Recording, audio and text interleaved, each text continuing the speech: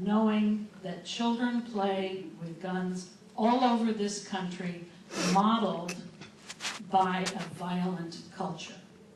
Our culture encourages this.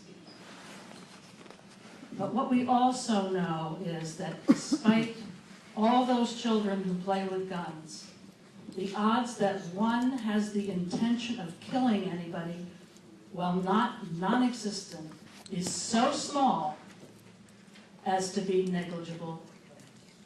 And yet this man gave that boy no quarter. He shot him. We the community felt this was an emergency, that this man was now back on the street.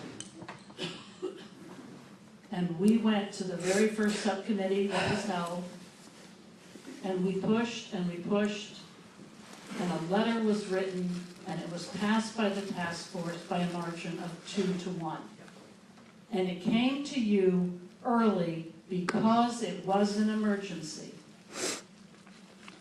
And this board said, screw you, screw the task force. The fact that this killer is on the streets doesn't matter to us. We're going to bury this with the rest of the recommendations that are going to come months later. That's unconscionable. Shame!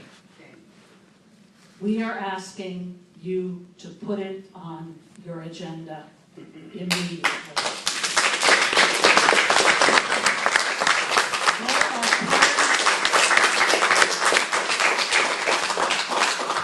There are parents and children in this community who are afraid because he's on the street.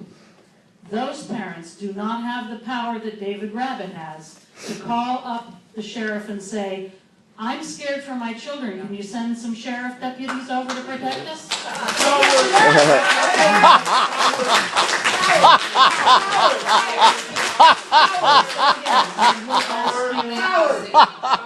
it on the agenda. You will live the rest of your life.